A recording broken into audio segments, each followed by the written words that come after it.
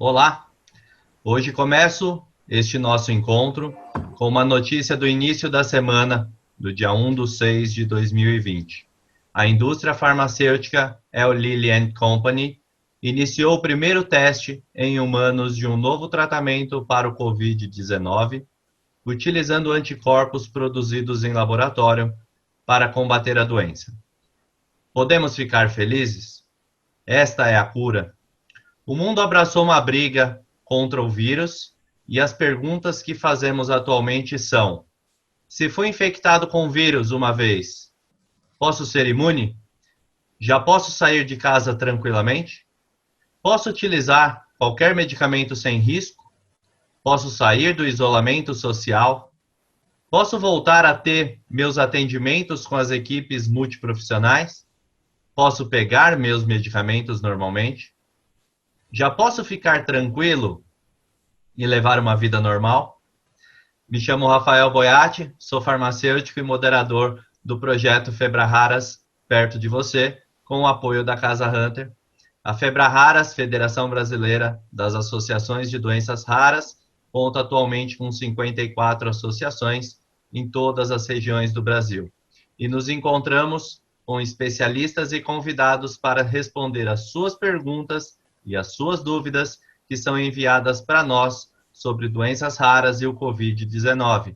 Se você ainda não enviou, envie suas dúvidas nas redes sociais da Febraharas ou por e-mail febraharas@febraharas.org ou ainda pelo WhatsApp em 11 99241 4045.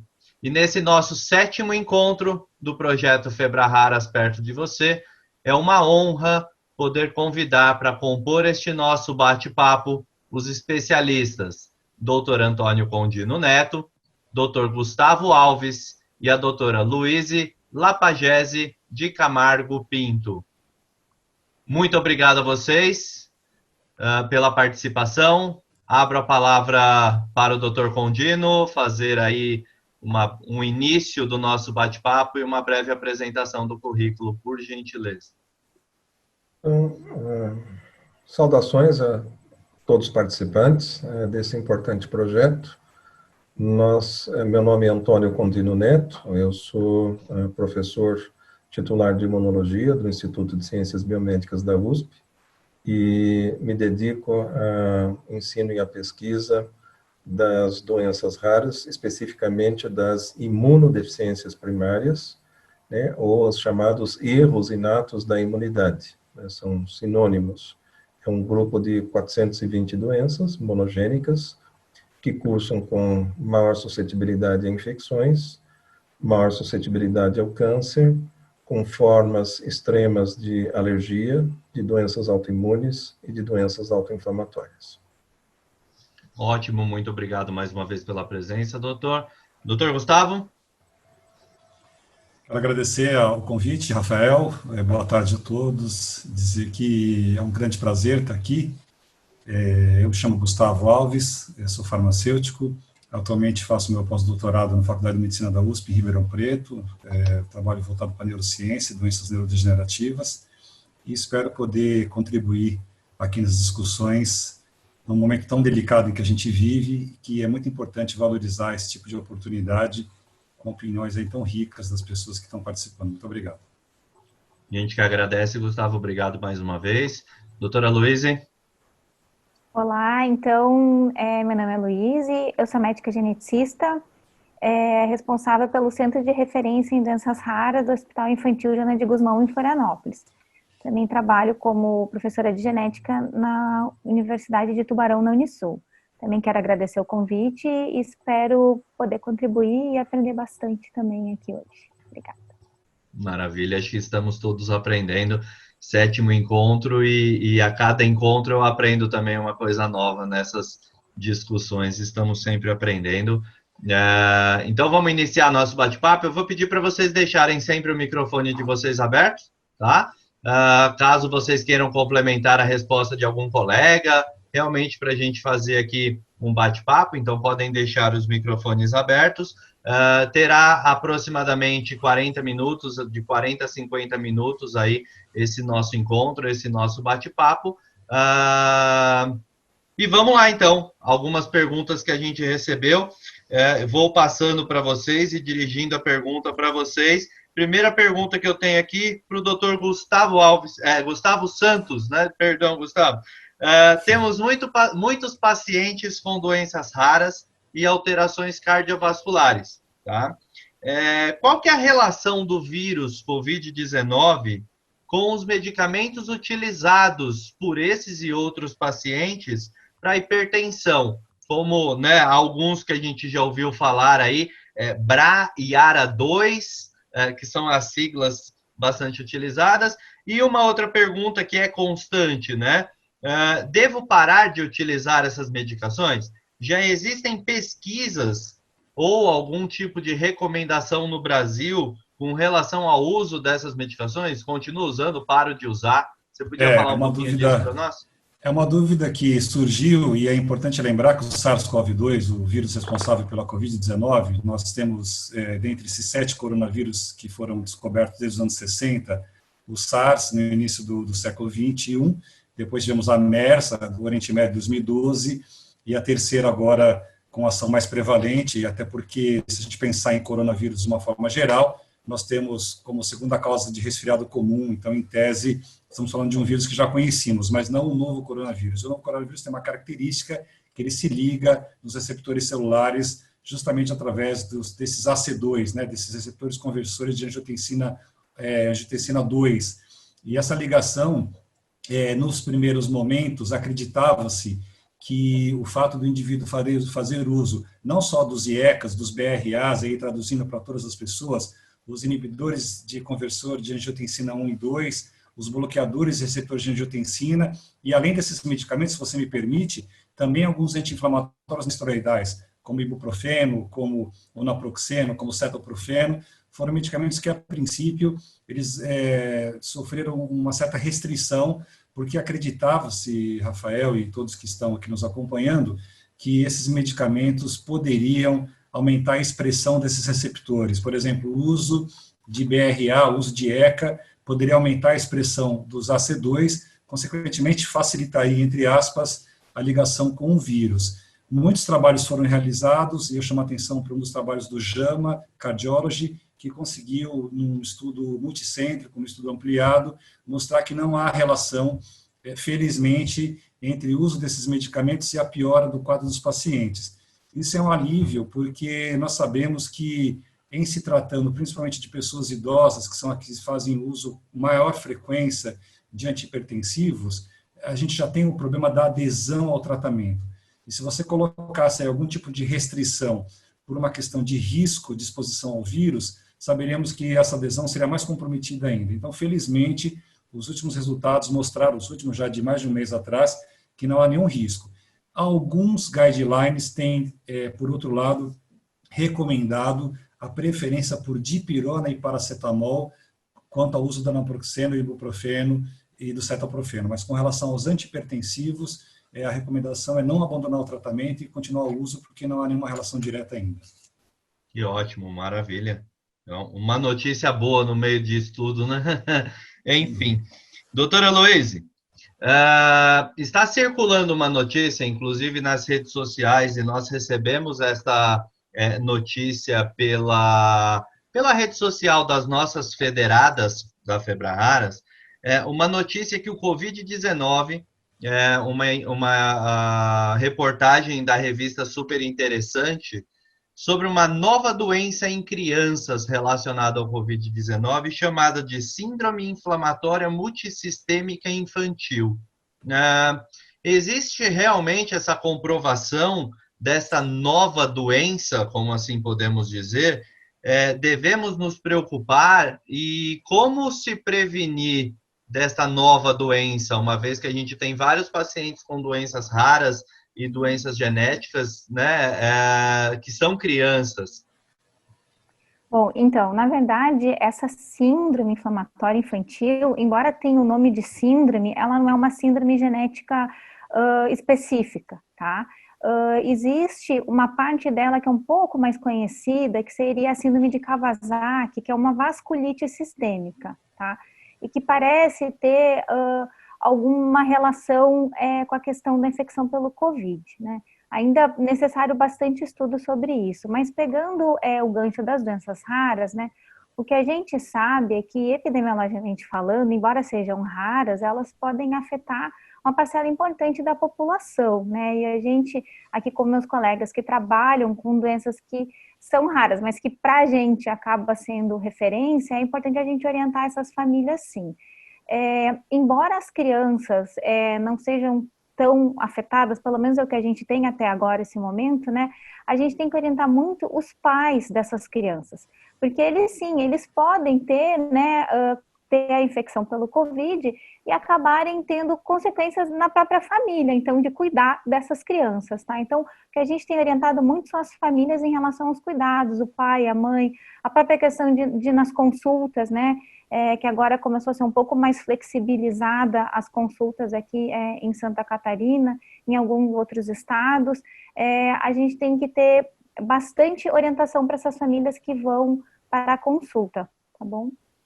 Legal, doutora. Obrigado pelas colocações. É uma pergunta recorrente também que a gente recebe com relação aos cuidados em casa, com alguém que saia. Então, se a gente tiver aí um tempinho, um pouquinho mais para o final, eu dirijo essa pergunta à doutora. Doutor Antônio Condino, uma pergunta que chegou para a gente aqui do Acre, tá? Chegou para nós pelas redes sociais. Eu queria que você respondesse como o Brasil inteiro, tá? Se meu filho já toma azitromicina de uso contínuo, a gente sabe que tem algumas doenças que fazem o uso da azitromicina de forma contínua, ele já tem uma certa imunização? A Covid-19? Isso, para a Covid-19. Não dá para confiar. O que acontece é que a azitromicina, ela vem sendo usada em pacientes internados visando, primeiro, evitar uma infecção secundária bacteriana que pode complicar os casos de COVID, e também porque a azitromicina ela tem um certo efeito modulador sobre a inflamação. Ela ajudaria a evitar tanto dano pulmonar por causa da inflamação. Então, não vamos achar que quem toma azitromicina de uso contínuo, então, por exemplo, para prevenção de doenças respiratórias, em situações de imunodeficiências ou outras doenças, que cursam com pneumonia de repetição, achar que a pessoa está imune ao Covid, de forma alguma. Legal, bacana. Doutora Condino, existe aí no mundo algum tipo de pesquisa genética desse vírus, dessas variações virais? Existe algo ocorrendo no mundo? Tem, veja, para a visão do imunologista, quando nós olhamos para esse desafio da pandemia, o SARS-CoV-2 é um vírus que pertence à família de coronavírus, eles têm as suas variações genéticas, especificamente o SARS-CoV-2 tem algumas variações genéticas, mas não tão dramáticas quanto outros vírus, mas o que nós encontramos em crianças e adultos é um espectro de doenças. Nós temos desde casos que são assintomáticos, muito leves, até casos que são muito graves. E o porquê que isso nos chama atenção? É porque existem pessoas jovens, inclusive crianças e adultos abaixo de 50 anos, que não têm nenhuma comorbidade. Ou seja, eles não têm hipertensão, não têm obesidade, não têm diabetes, não usam outros remédios, e que, de repente, se dão muito mal frente a uma infecção pelo SARS-CoV-2, desenvolve uma forma grave de COVID, e alguns chegam, inclusive, a falecer. Então, isso, para o imunologista, como nós conhecemos exemplos de outras doenças virais e que também têm uma evolução ruim, eu vou citar a infecção pelo vírus da mononucleose, Epstein-Barr vírus. Existem formas que podem evoluir para a chamada linfohistiocytose, né, a síndrome hemofagocítica, que é uma doença muito grave e que pode também ser fatal, e isso é consequência de uma mutação num gene. Existem formas que podem evoluir para linfomas e leucemias, que também são consequência de uma mutação. Existem formas graves de citomegalovírus. Citomegalovírus é um vírus muito frequente em humanos, mas em situações mais raras, alguns pacientes podem ter variantes genéticas que cursam com uma forma grave de citomegalovirose crônica. E por aí vai, são vírus da influenza, que nós conhecemos bem, o famoso H1N1. Tem gente que morre de H1N1, e isso não é uma coisa somente relacionada a comorbidades. Não é a questão do idoso, não é a questão de ser obeso, quer dizer, claro que existem esses fatores, mas tem pessoas que morrem de H1N1, e já se conhece um gene de suscetibilidade. Então, devido a esses exemplos que nós já conhecemos bem, os imunologistas se interessaram em organizar um consórcio mundial para estudo de variantes genéticas nas diversas formas clínicas do COVID. Então, nós estudamos desde pessoas que são praticamente assintomáticas até formas muito graves, sem comorbidades conhecidas. E o consórcio já pôde identificar 2 variantes genéticas que estão sob confirmação. Então, ao que tudo indica, nós temos uma forte influência da genética atuando sobre a expressão clínica e evolução do COVID. Não é uma simples doença infecciosa. Para toda doença infecciosa, existe uma resposta imunológica. E nós temos que lembrar que a resposta imunológica, ela é estritamente controlada pela genética do indivíduo. Então, na verdade, cada vez mais a imunologia torna-se uma especialidade da genética. Porque, se nós formos olhar assim, a visão que o imunologista tem hoje, quem trabalha com imunodeficiências, é pura genética. E até por isso que pessoas que trabalham com imunodeficiências primárias frequentemente acabam brigando com os colegas geneticistas clínicos, que a gente quer pedir exoma e não consegue, porque os geneticistas falam que só eles que podem pedir exoma. Eu falei, peraí, a gente vive disso, eu também quero pedir exoma, pô. Mas, então, isso existe sim, a gente já tem essa certeza e vai evoluir muito o conhecimento, vai rapidamente nessa área, e nós vamos encontrar, sim, marcadores genéticos de suscetibilidade. Já estamos encontrando.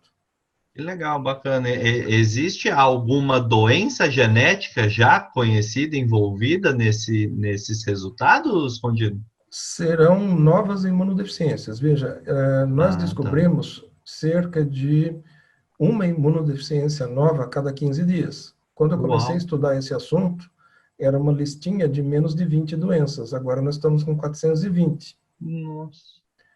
É um livro.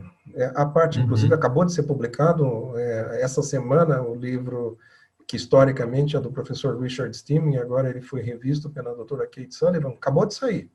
Um livro com toda a coleção de doenças. Então, desde a época que o projeto Genoma evoluiu, e as técnicas de sequenciamento e estudo genético avançaram bastante, então ajudou muito o imunologista clínico que se interessa por imunodeficiências primárias e doenças raras, a ir estudando esses defeitos genéticos e podendo entender melhor as doenças. Por exemplo, eu vou fazer um link aqui interessante.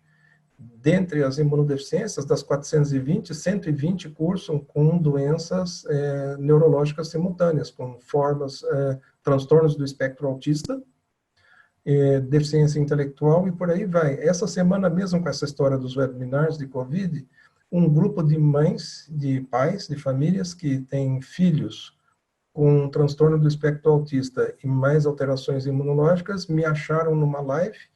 E agora, assim, estou tendo uma demanda grande para conversar com essas famílias e investigar. Veja lá, tem 120 genes para isso. Então, assim, daí eu tenho que negociar com o colega geneticista para pedir o exoma.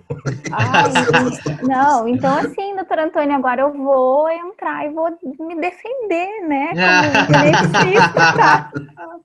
Então, assim, na verdade, o bom é trabalhar em equipe mesmo, né? A gente realmente tem atendido mais pedidos dos imunologistas lá do hospital, assim, às vezes a gente consegue negociar algum painel, né, de imunodeficiência, outras vezes acaba tentando conseguir algum exoma, ou até algumas síndromes, né, já bastante conhecidas, como de George, enfim, né. Mas eu acho, assim, que a gente realmente, a gente prioriza os casos de vocês, porque muitas vezes tem um tratamento específico que está Sim, aguardando esse diagnóstico, né? exato. E a questão do aconselhamento genético, que a gente também gosta muito de fazer, que é a orientação para as famílias, tá? Então, eu acho que é muito importante a gente saber trabalhar em equipe sim, tá bom? Não, olha, hoje tudo que eu queria no meu serviço é ter uma colega geneticista trabalhando junto, porque, primeiro que a linguagem é a mesma, a gente se identifica, mas o Uhum. geneticista tem uma visão mais abrangente, dos casos e realmente acrescenta muito.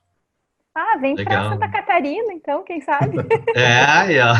Já A vamos fazer gente, aqui, hein, ao vivo aqui, a gente já faz uma convite, junção de né? Olha, pesquisadores aí, ó. quem Deixa sabe eu Legal. alguma parceria aproveitar, para alguma Ô, pesquisa, né, também. Oh, né? eu é quero isso aí. aproveitar o gancho dado aí pelo Dr. Antônio Condino. Na farmacologia, nós, nos últimos 30 anos, pelo menos, a gente tem tido grandes avanços, principalmente na chamada fração microsomal hepática, a CYP450, que é a principal via de biotransformação de medicamentos, condicionada a fatores genéticos. A detecção ou a possibilidade de reconhecimento de quais são essas enzimas, a gente fala em CYP2D6, em CYP3A4, essas que são responsáveis pela metabolização de medicamentos, que estão condicionadas a fatores genéticos. Lembrar que a G6PD, a glicose 6-fosfato desidrogenase, ela tem uma questão genética também fortemente ligada a algumas populações, e especificamente na área em que atuo, na doença de Alzheimer, a gente já reconhece o braço dos cromossomos 14, 19 e 21, muito relacionados à síntese de apoliproteína APOE4, que condiciona o aumento das placas senis. Então, a genética, acho que nem o Gregor Mendel, lá com as suas ervilhas, poderia imaginar que a genética teria uma importância tão significativa, né, como hoje tem se visto, e acho que na Covid-19, desde os testes, aí entra a imunologia, desde os testes rápidos, como na possibilidade de desenvolver uma droga, a gente tem a questão genética, acho que sem dúvida, carreando todos esses trabalhos aí. Achei muito bacana o É comentário que foi feito. muito importante isso, e mais uma vez, né, durante a pandemia, estava escutando hoje o nosso presidente da Febraharas falando, mais uma vez os nossos governantes esqueceram das doenças genéticas, né, das doenças raras, e não tem nada específico com doenças raras, e olha o quanto de genética está envolvida na situação e ninguém acaba falando nada, né? Ô, Gustavo, aproveitando esse gancho que nós estamos falando aí da medicação, comecei aí a pergunta do Condino com a azitromicina, eu queria saber de você. Um grande estudo estava em andamento com a famosa hidroxicloroquina, né, um estudo grande, randomizado, duplo cego, enfim, com todas as estatísticas necessárias e possíveis. Porém, recentemente, a Organização Mundial de Saúde, a OMS, suspendeu o uso da hidroxicloroquina, e eu queria saber como que fica esse estudo que estava em andamento, inclusive no Brasil, que era um estudo grande, que já tinha sido incluídos aí 600 e poucos pacientes no Brasil. Ele ainda está em andamento? Ele teve que parar? Como que ficou isso? Nós tivemos a questão da hidroxicloroquina e da cloroquina e da hidroxicloroquina, lembrar que a quina já era usada pelos índios no Peru no século XVII, quer dizer, uma forma, um meio que se encontrava para se tratar algumas doenças, ainda que a gente naquela época não falasse, não reconhecesse esse nome de doença, patologia, etc. Em algum momento, no início da pandemia, tivemos um trabalho que teve uma grande repercussão, que foi um trabalho escrito por colegas na França, mas um trabalho que logo em seguida sofreu muitas críticas, duras críticas, e infelizmente críticas todas muito coerentes, porque se relacionava a questões metodológicas, a questão de não randomização, não foi feito um estudo aleatório, não foi feita uma divisão aleatória dos grupos, além de ser um N muito pequeno. Mas, enfim, com a palavra de um importante formador de opinião, se é que a gente pode dizer assim, que foi o presidente dos Estados Unidos, uma palavra muito forte, ainda que a gente possa até discutir a questão dele como personagem, etc. Então, isso ganhou uma repercussão muito grande, ganhou uma projeção, e aí aqui no Brasil a mesma coisa. Então, houve uma aposta, e aqui no Brasil nós tivemos vários grupos que foram formados, como você disse, anterior a esse período da OMS condenar, nós tivemos temos ainda um grupo, né, que ele é composto pelo Hospital Sírio-Libanês, pelo Hospital Albert Einstein, pelo Hospital do Coração e pela rede BRICS-NET, que concentra alguns hospitais privados no Brasil. Esse estudo ele obteve autorização do Comitê de Ética em Pesquisa, ele está em andamento, mas ele está em andamento muito mais por uma questão de que ele foi iniciado e os resultados vão ser importantes, mesmo que talvez, não dá para a gente cravar, mas mesmo que esses resultados sejam imensamente positivos, ainda assim seriam muito rebatidos. Um outro estudo que foi iniciado um pouco antes foi o estudo da Prevent Senior, mas esse estudo que foi feito na região norte, ele teve que ser encerrado porque ele foi iniciado ele caiu num grande erro, né? Que é quando você inicia um estudo clínico, um trial, sem ter uma aprovação de comitê de ética. Então, ele não poderia ser conduzido sem ter, no mínimo, a revisão, a crítica, ainda que a gente trabalhe hoje com esse negócio de fast track, de fazer tudo mais rápido, etc.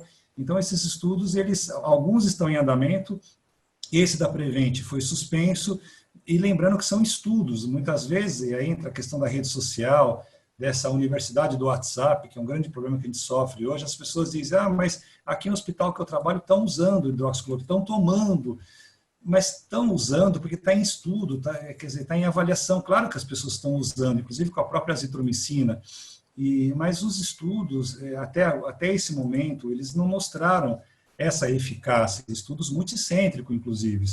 E lembrar que é uma droga que tem um alto potencial de reação adversa. É uma droga que pode produzir, inclusive, óbito, é uma droga que tem que ser monitorada. E quando as pessoas dizem, mas essa droga já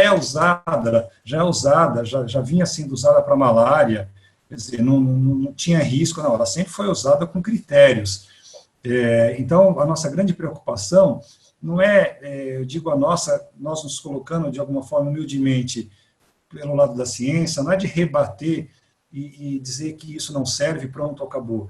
É de trabalhar com elementos que possam trazer conforto, que possam trazer comprovação, precisão, quem sabe, porque se tratam de vidas humanas, e além de não curar, então, traria alguns riscos de problemas cardíacos, aumento do intervalo QTI, etc. Então, existem sim estudos em andamento, poucos, que foram enfraquecidos por esse posicionamento da OMS. Legal, acho que a gente fala sempre, né, dessa balança, né, do uso das medicações e o risco e o benefício. E o que a gente está vendo até então é que o risco ele é muito maior do que os benefícios encontrados até o momento, né? Então, mais pesquisas realmente, aí, quando saírem novos resultados, a gente vai conseguir cravar aí de uma forma melhor esses resultados. Doutora Luíse, com relação às doenças genéticas e o Covid-19 também, eu queria saber, existe alguma característica que leve os pacientes com alguma doença genética a um maior número de infecção pelo Covid, se existe essa relação, e quais os principais cuidados que a gente precisa ter a esses pacientes? Se o Condino quiser complementar alguma coisa com relação à imunologia nos pacientes com doenças genéticas, de uma forma geral, fique à vontade também. Por favor, doutora. Eu acredito, assim, até saiu 2 documentos bem importantes da Sociedade de Genética Médica e da Febraras, né, falando sobre as orientações do Covid e doenças raras. É bem interessante estar disponível, assim, né. As doenças raras, elas são um grande grupo de doenças que tem alguns sintomas em comum e outros bem diferentes, né. O que a gente acaba orientando é assim, as doenças, por exemplo, metabólicas, erros inatos do metabolismo, onde esses pacientes podem necessitar de cuidados emergenciais mais graves. Então, a ideia é que eles evitem chegar nesse ponto. Então, por exemplo, crianças que fazem hipoglicemia, monitorar a glicemia para não precisar ir para o hospital, né? Doenças que têm, por exemplo, a questão pulmonar envolvida, como a fibrose cística, distrofia muscular de Duchenne, amiotropia espinhal, esses pacientes também têm que ser mais bem cuidados, mais bem monitorados, digamos assim, né? Mas, de uma maneira geral, os cuidados, eles são semelhantes a qualquer família no sentido de evitar a questão da infecção mesmo, né? Então, higienização das mãos, uso de máscara, a questão do isolamento social, da restrição de visitas, né? E, na medida do possível, né, a gente orienta a realizar os exames de rotina, entrar em contato com os médicos, né? Alguns locais já têm a telemedicina disponível também. Então, acho que é muito importante as famílias manterem contato com os seus médicos de suporte também, tá?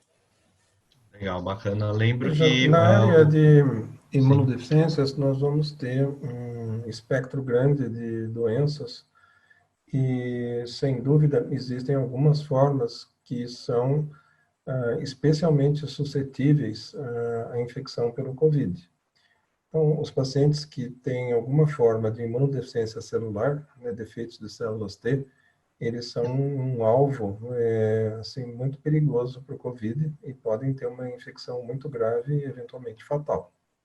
Então, a observância do isolamento e dos cuidados preventivos, né, para esses pacientes e para as famílias é muito importante.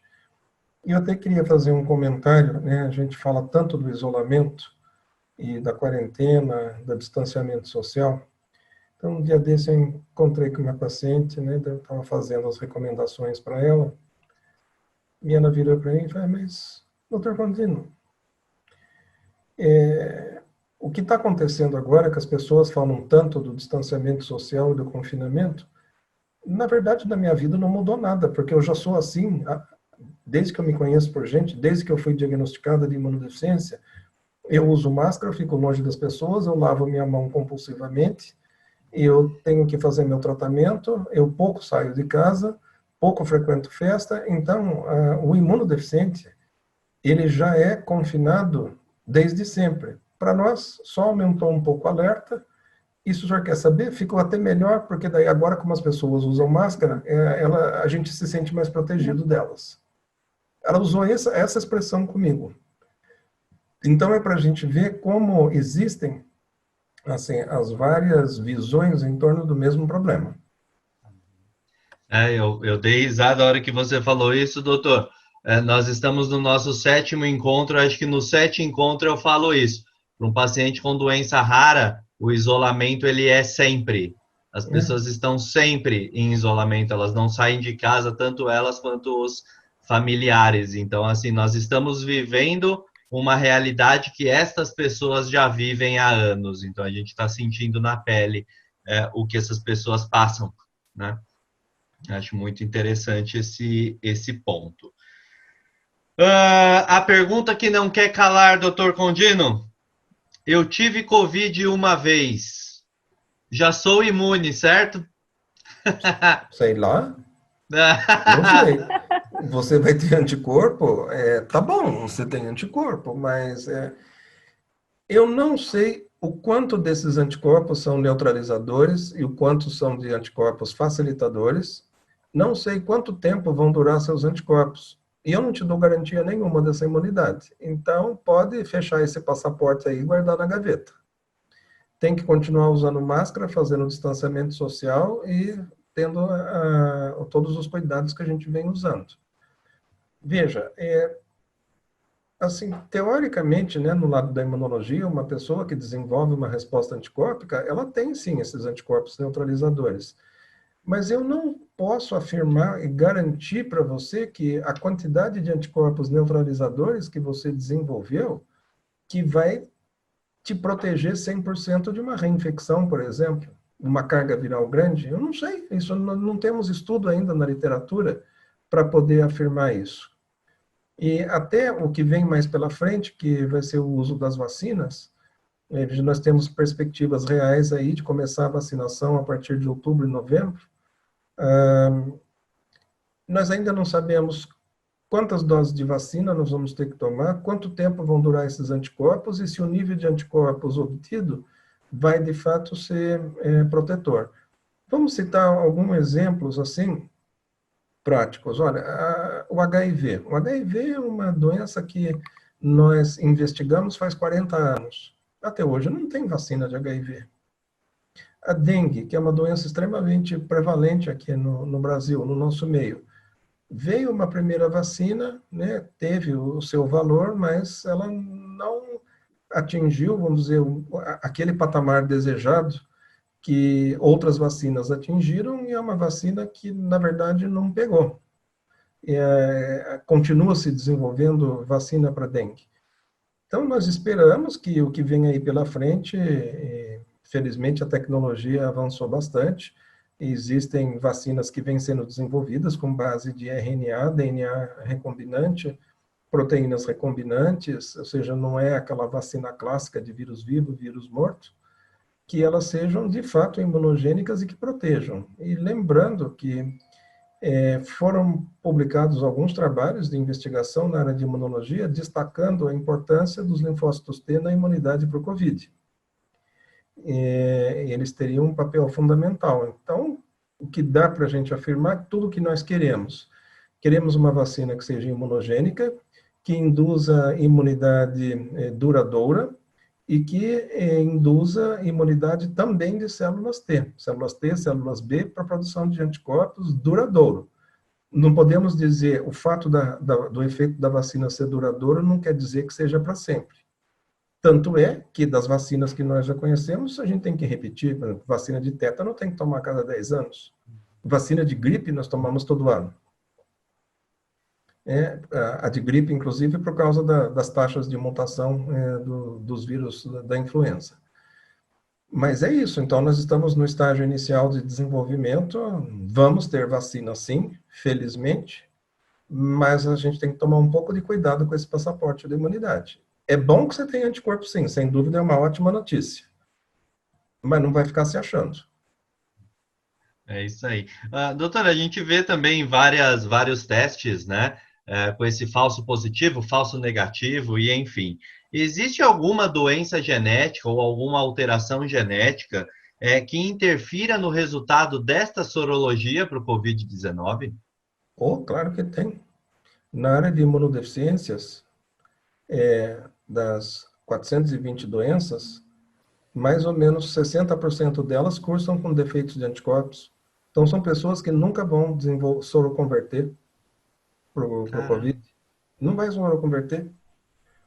Então, veja, isso é uma coisa importante que eu estou falando. A gente está aqui no ambiente de doenças raras e eu posso ficar bem à vontade para falar isso.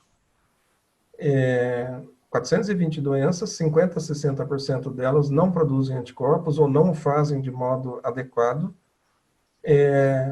Com certeza, a eficácia da vacina não vai ser a mesma das pessoas normais. Então, eu não sei se será possível proteger essa grande parcela de imunodeficientes primários. E muito provavelmente o que nós vamos precisar para essas pessoas é o desenvolvimento de tratamento de imunoglobulinas que contemplem os anticorpos para o SARS-CoV-2. Felizmente, isso também já está a caminho. Existe um consórcio das indústrias farmacêuticas que produzem imunoglobulina, que são as indústrias de plasma. Elas montaram um consórcio mundial e elas já estão produzindo imunoglobulina a partir da doação de plasma de pessoas que tiveram COVID. Então, elas estão concentrando os anticorpos e criando um medicamento que é uma gama-globulina hiperimune anti-COVID. Então, visando o tratamento das formas graves, mas isso vai ser necessário depois para uma demanda permanente por parte dos imunodeficientes primários. Espera aí, todo mundo vai sair da máscara, voltar para a vida para o chamado normal, todo mundo imunizadinho, e como é que ficam os nossos imunodeficientes que não produzem anticorpos? Eles vão precisar de uma imunoglobulina que contemple esses anticorpos, para ficarem protegidos. Eu já tive uma paciente que era de Manaus, quando teve um surto de sarampo recentemente, o ano passado, ela me ligou doutor, o que que eu faço? Eu sou imunodeficiente, eu não posso tomar vacina de sarampo, porque é de vírus vivo, e tá todo mundo aqui com sarampo em Manaus, e eu tô com medo de morrer. Eu falei, não, você fique tranquila, porque a imunoglobulina que você recebe, ela é de plasma internacional, ela tem anticorpos anti-sarampo, então você não vai pegar isso daí, fique absolutamente tranquila. De fato, todo mundo da repartição dela pegou sarampo, exceto ela, mesmo sendo imunodeficiente, porque ela já recebia isso de uma forma normal na medicação. Então, esse normal vai ter que ser normal também para o COVID. A indústria farmacêutica vai ter que, já está desenvolvendo, mas depois nós vamos ter que ver o supply, a disponibilidade disso para a comunidade de pacientes com imunodeficiências primárias. Eles vão precisar de imunoglobulina que tenha anticorpo anti-Covid, porque eles não têm para onde recorrer, não adianta dar vacina para eles. Caramba, eu falo que a cada encontro a gente aprende um pouco mais aqui também entre a gente, enfim. Isso vai ser uma luta séria, viu, Rafael? A gente conscientizar as autoridades, porque em termos de, assim, os programas, assim, felizmente nós temos um programa de aquisição de imunoglobulinas e distribuição por parte do Ministério da Saúde, os pacientes estão contemplados, eles têm acesso, tem lá seus problemas de compra, de qualidade de produto, de disponibilidade, atrasos, mas assim, existe o programa, felizmente.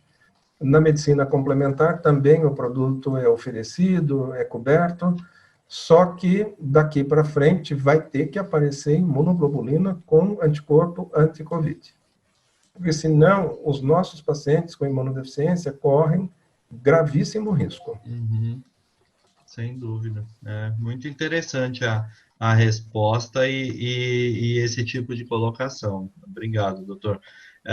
Doutora Louise, a gente recebeu um relato recente de um paciente com fibrose cística, mas aí eu já queria estender isso para outras doenças raras, que esses pacientes, apesar do isolamento constante que já vivem, eles estão vivendo em um isolamento muito maior, porque outras pessoas dentro de casa não estão precisando entrar em um transporte público para ir para a escola, universidades, e esse tipo de coisa, vai praticar uma atividade física, às vezes, quando possível, não tem contato com outras pessoas, e esses pacientes estão relatando uma melhora clínica, inclusive com redução do número de crises que havia em uma vida normal que a gente tinha.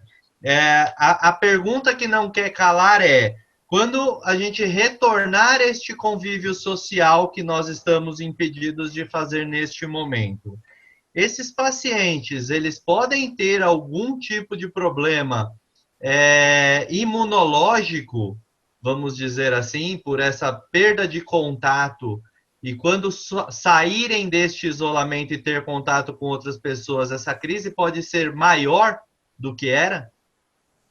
Olha, não sei se eu sou a melhor pessoa para responder essa questão, mas assim, o que o doutor Antônio comentou, né, realmente a gente também vivenciou isso na questão da fibrose cística, eles já fazem essa questão do isolamento, né, as famílias relatam isso ali no hospital também.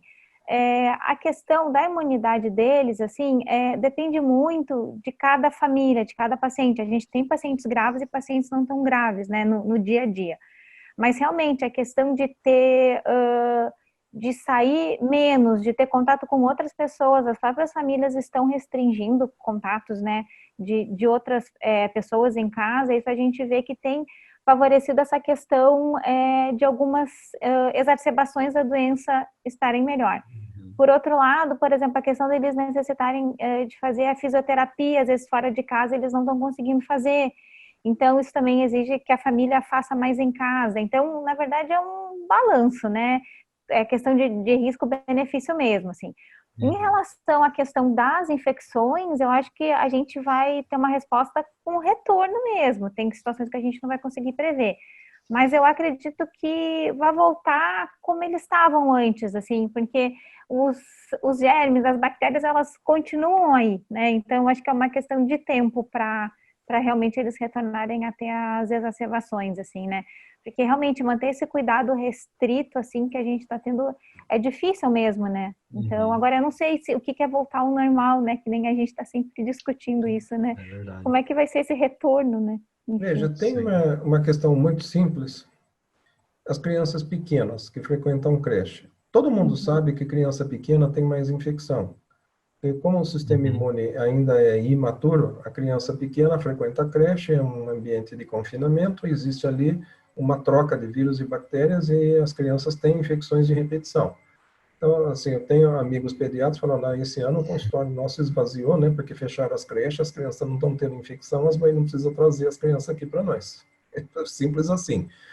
Então, a criança pequena, ela é uma criança que tem suscetibilidade à infecção. Os pacientes com doenças raras, muitas das doenças raras relacionadas ou não ao sistema imune, a fibrose cística, por exemplo, é uma delas, são pacientes que têm suscetibilidade à infecção. Agora, é claro, o paciente ficando na redoma, isolado, ele vai ter menos complicações. Quando ele voltar, a tendência é que ele volte a ter aquelas infecções de sempre. E, dependendo da doença dele, é muito importante que ele consiga soro-converter uma futura vacina, para ele ficar protegido e não ter o Covid. E se ele tem uma doença, seja de imunológica ou qualquer outra doença, em que também complique o sistema imune, que ele tenha acesso a essa medicação, a imunoglobulina neutralizadora de anti-Covid, porque senão essas pessoas não conseguem retornar ao normal. Legal, bacana. Gustavo, você está quietinho aí, descansou a voz já, né? Então vai uma pergunta aí para você. Qual que é a relação desta epidemia do SARS-CoV-2-19 aí que nós estamos passando?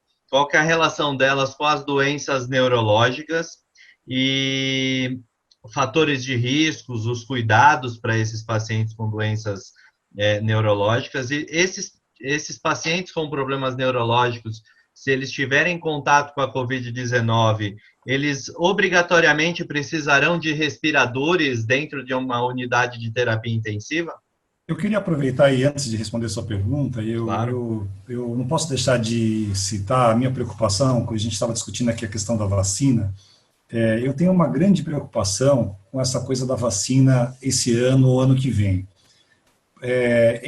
Ainda que a gente tenha todo um apressamento, uma questão de clamor sanitário, que é o termo que tem se utilizado, e o doutor Antônio Gondino disse bem, quando falamos de AIDS, quando falamos de outras doenças, como falamos do próprio ebola, né, uma doença descoberta em 1976, lá pelo Peter Piot, e outras doenças que a gente sequer tem vacina, dengue, a gente está lutando aqui no Brasil ainda contra a leishmaniose visceral, contra Chagas, e outras doenças, e a gente fica pensando agora que em 6 meses, uma eureka, vai se ter uma vacina. Eu tenho muito receio dessa questão da vacina, eu desconfio muito de uma vacina que seja lançada tão rapidamente, ainda que se possa ter a garantia dos grandes laboratórios, das grandes corporações, porque o tempo é muito reduzido para se pensar em avaliação de eficácia, avaliação de segurança, de riscos que essa vacina possa, ainda, novamente, que a metodologia que a gente esteja pensando hoje para essa vacina sejam métodos muito diferentes daqueles tradicionais.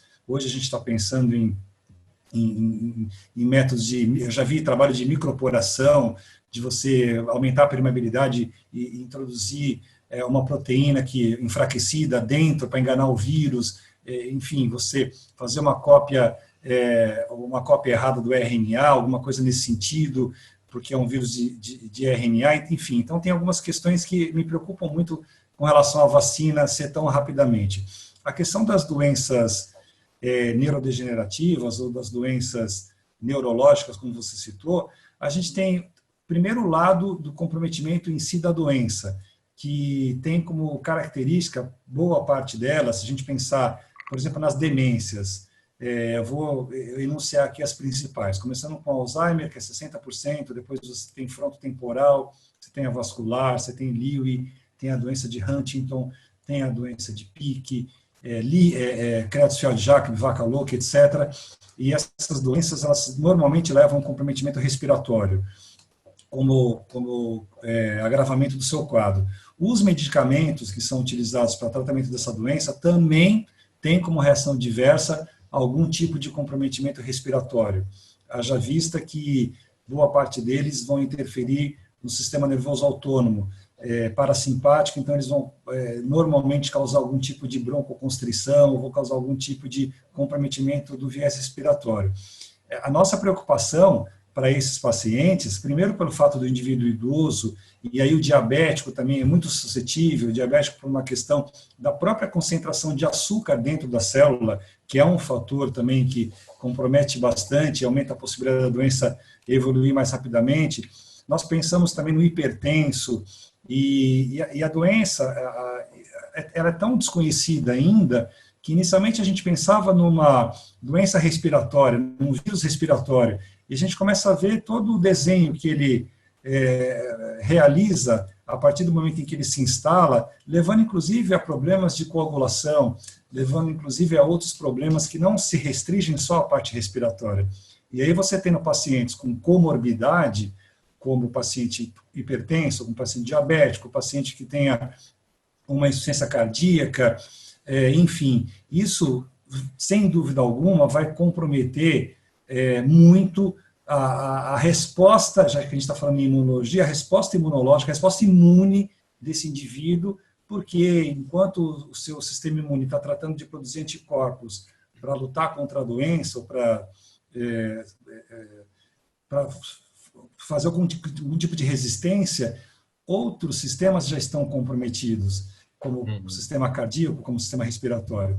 Então, eu primeiro coloco essa preocupação em relação à vacina, que eu acho que me preocupa muito, uma vacina tão rápida assim, e, por outro lado, essa questão das doenças neurológicas, que elas são um fator de preocupação para os médicos, porque elas vão agravar mais ainda o estado de saúde e a progressão da doença, porque ela tem essas características comuns nesses sistemas que estão relacionados. Legal, Gustavo, bacana. Doutora Luiz, em época de pandemia, muitas pesquisas aí, padronização de medicação, tá uma coisa assim que não está acontecendo, né? Seria uma possibilidade de crescimento de uma terapia gênica, de pesquisas nessa área para doenças raras? Olha, eu acredito que muitas coisas estão andando sim, pelo menos eu tenho a expectativa, né, de tratamentos, assim. E a gente tem tido um importante incentivo para terapia gênica, assim, em diversas doenças, e é uma grande expectativa, né, não só para os médicos, como para as famílias, né, a gente ter essa possibilidade, porque, infelizmente, para a maioria das outras doenças que tem tratamento, e ainda digo que bom que existem tratamentos específicos, né, eles nem sempre eles levam a tão próximo da cura quanto a gente imaginou quando eles foram iniciados, né? Então, eu acredito eu acho que é uma importante expectativa, sim, a gente espera ter em breve terapia gênica para algumas doenças aí que acometem os pacientes, sim. Legal. Na área Antônio... de imunologia, nós temos já, assim, programas de terapia gênica bem adiantados. Existe para a doença granulomatosa crônica a forma ligada ao X, vem aí a forma autossômica, existe para imunodeficiência grave combinada, pelo menos 2 formas, existe para síndrome de Wiskott-Aldrich. Então, são as que eu mais destaco, que estão em grau mais avançado. E pela tecnologia do CAR-T9, as outras vêm mais rápido. A próxima deve ser a síndrome de hiper-IgM ligada ao X. Então, isso vem trazer uma esperança muito grande. Veja, um país como o Brasil, que é muito populoso, extremamente heterogêneo, certamente a genética também é extremamente heterogênea. E encontrar um match 10-10, 20-20, para fazer um transplante de medula nem sempre é possível, mesmo buscando nos bancos internacionais. E o transplante de medula, ele é um procedimento, sem dúvida, de alto risco, em todas as situações, e de altíssimo custo também.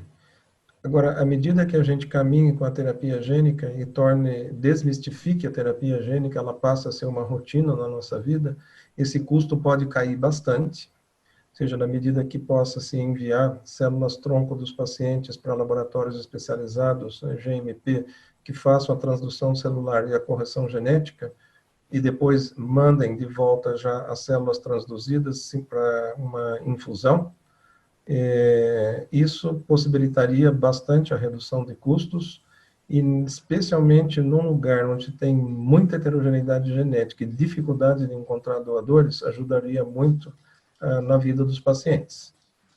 Então, é positivo, sem dúvida, e eu gostaria de fazer aqui um cenário de ficção científica referente a essa história do Covid. Nós estamos envolvidos num projeto de encontro de marcadores genéticos de suscetibilidade e de resistência. Ou seja, a gente vai encontrar as pessoas com a chavinha da resistência e pessoas com a chavinha da falta de resistência. Se a gente der com os burros na água e não conseguir uma vacina, a gente pode futuramente fazer essa pesquisa de polimorfismos e tentar criar uma terapia gênica personalizada anti-Covid, consertar as pessoas que são suscetíveis. Isso é um cenário futurista de ficção científica. Se a gente souber as variantes genéticas de suscetibilidade e as variantes de resistência, nós podemos pensar numa solução assim, para as pessoas que são suscetíveis. É exercício de ficção científica, tá? Mas é uma possibilidade que no futuro pode vir a ser usada. Estamos passando por um momento de ficção científica que eu só via e só imaginava em filme, e palavra pandemia eu só conhecia de contrato, viu? Então, assim, não é nada de outro mundo a gente pensar nisso, não. Bom, Dino, uma das últimas perguntas aqui, que nosso tempo já está se esgotando, eu queria saber, uma pergunta que a gente recebeu também pelas nossas redes sociais: é possível um membro da família ter o Covid positivo, ter sido assintomático, e as outras pessoas, os demais membros da família, não ter tido o Covid? Isso tem relação com quantidade de vírus, né, com a característica da carga viral? Vamos lá. Eu acho que uma coisa é identificar marcadores de presença viral, né, no caso as reações de PCR, que detectam o vírus no início da doença, nos primeiros 7 dias. Outra coisa é detectar os anticorpos que começam a aparecer depois da primeira semana.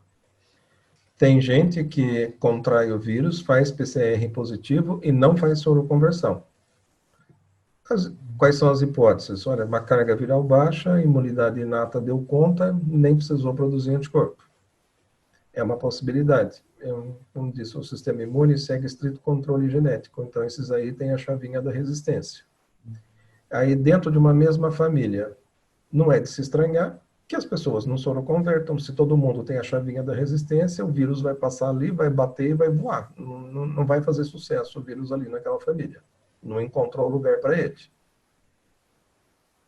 Então, é assim. Possível. E sugere até um padrão de herança dominante. Uhum. Se ninguém pega, sugere ser dominante. Mas isso ainda precisa de muito estudo e esclarecimento. Legal, bacana. Uma pergunta aí para o Gustavo, mas se alguém quiser colocar opinião também. Gustavo, qual que é a sua opinião com relação ao uso do Remdesivir, que é uma medicação aí que estava em estudo também? Qual que é a sua opinião, pautado aí nos artigos científicos, nos estudos que a gente tem com relação a essa medicação?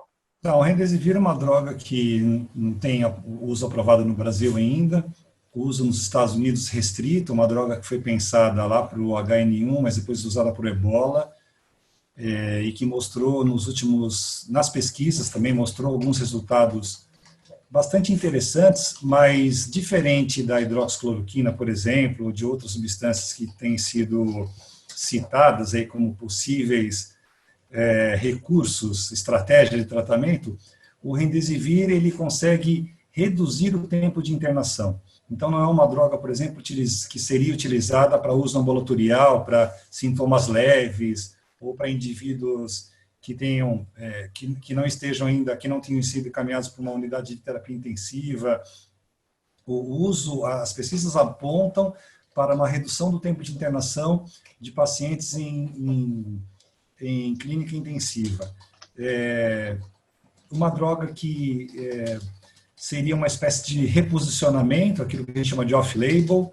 Aconteceu isso com o AZT, agora há pouco a gente estava falando da AIDS, né? O AZT que passou a ser utilizado para tratamento da AIDS em 1987, mas é uma droga que existe desde os anos 70 para tratamento de cancro e alguns tipos de câncer, e a gente tem tido exemplos de outras drogas reposicionadas, o próprio Viagra, que passou a ser usado para hipertensão pulmonar em recém-nascido, e etc. O AS, né, que é uma droga para dor, e a gente usa desde 63 como antiagregante plaquetário, mas o Remdesivir, os resultados apontam com bastante otimismo, de uma forma bastante interessante, para uma redução do tempo de internação, não uma droga para ser usada para cura, que é aquilo que está se procurando, né? Dificilmente seria um grande achado, né? De repente um medicamento que está aí disponível e ele começa a curar o SARS-CoV-2, mas o Remdesivir, eu acho que a gente teria, em suma, né? Se tivesse que apostar hoje as minhas fichas, eu apostaria muito mais no Remdesivir do que na cloroquina, principalmente pensando em reduzir tempo de internação. Se eu puder reduzir, eles falam em 30%, uma pessoa que ficaria 30 dias, ficar 20, ficar 9 dias, 21 dias, 20 dias a menos, 9 dias a menos, eu acho que é bastante interessante isso em termos de custo, em termos de avanço da doença. Então, eu vejo com bons olhos, mas com limitações, o uso do Remdesivir. Ok.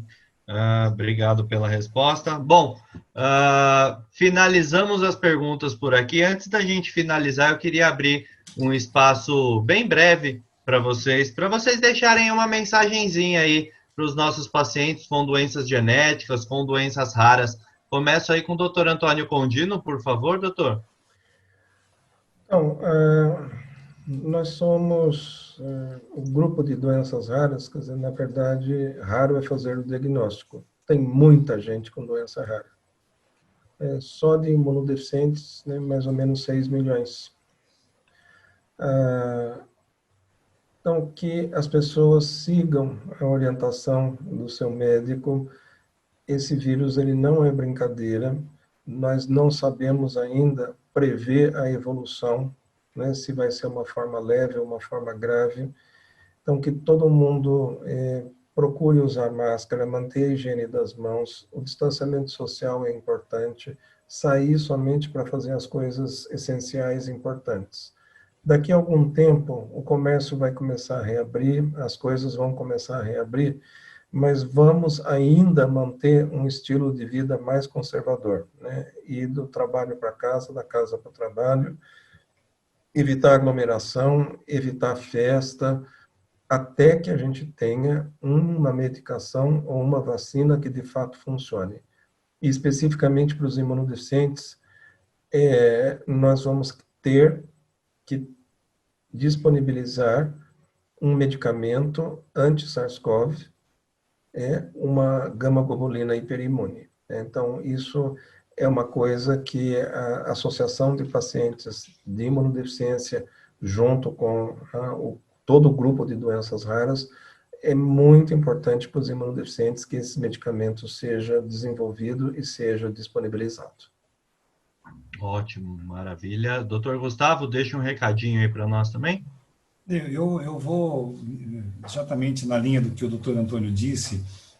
A gente não deve desafiar o vírus, a gente não deve, por outro lado, também viver de uma forma neurótica, mas a gente deve entender que a única forma de nos proteger, mesmo que talvez não estejamos naqueles grupos de maior risco, porque hoje não tem um grupo de risco, isso lembra também a própria AIDS, né? O grupo de risco eram os homossexuais, né?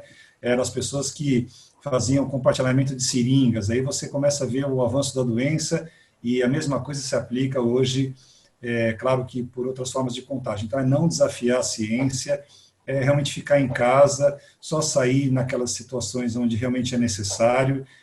Eu acredito que a gente vai ter algumas consequências até interessantes em termos de saúde pública, porque o fato das pessoas passarem a ter esses hábitos que deveriam, como foi dito anteriormente, as pessoas que têm doenças autoimunes ou outras pessoas com doenças raras, sempre tiveram esse hábito de lavar as mãos, usar máscara, e a gente vai precisar incrementar isso agora, talvez da pior maneira, né? O pior aprendizado, que é justamente lavar as mãos adequadamente, né? O brasileiro é eu vi uma dessas pesquisas, algumas são hilárias, mas algumas até a gente tira alguma, que o brasileiro é um dos povos que mais toma banho, que mais tempo fica embaixo do chuveiro.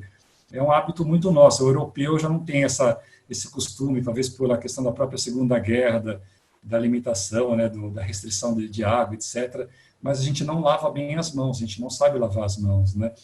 E a mesma coisa a máscara. Então, o recado que fica é seguir as orientações médicas, manter o isolamento, se possível, e abrir uma janela que seja uma vez por dia, uma vez a cada 2 dias, para se inteirar das notícias, 1 hora, 40 minutos, notícias fiéis, mas não se enfrenhar, não se embrenhar nessa coisa neurótica de ficar todo o tempo ouvindo notícia, porque isso também, o lado psicológico, acaba sendo abalado. É isso. Com certeza. Obrigado, Gustavo. Doutora Luíse? Então, complementando meus colegas, eu acho importante a gente poder divulgar essa questão das doenças raras sempre. A gente tem que permitir o diagnóstico precoce dessas doenças para a gente poder fazer os encaminhamentos necessários. E nesse sentido, eu vou falar então para as famílias ou pacientes que têm doenças raras, né? Busquem informações confiáveis, converse com o médico, com as pessoas que têm conhecimento científico, né? Para a gente poder saber e caminhar junto para as melhores respostas, tá? Então, é muito importante, não inicie ou interrompa um tratamento sem falar com o seu médico. Tá? E vamos em busca da prevenção, que a gente ainda vai continuar nesse caminho. Obrigada. É isso aí, obrigado mais uma vez. E para você que ainda não encaminhou as suas dúvidas, encaminhe nas nossas redes sociais do Febra Raras, ou envie e-mail para nós para febraharas@febraharas.org, ou ainda pelo nosso WhatsApp em 11 99241 4045. Ficamos por aqui, agradeço mais uma vez a participação de todos e até breve.